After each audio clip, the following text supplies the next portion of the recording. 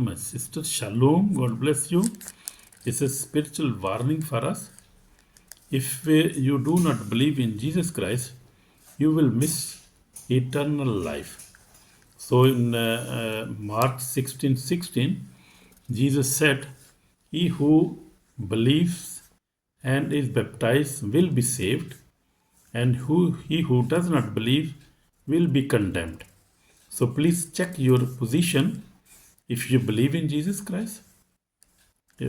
If you have unbelief spirit or you doubt, so please repent, because you must believe and be baptized by the water and the Holy Spirit, and then you are saved and you will receive eternal life and you will be blessed. Hallelujah. God bless you. Amen.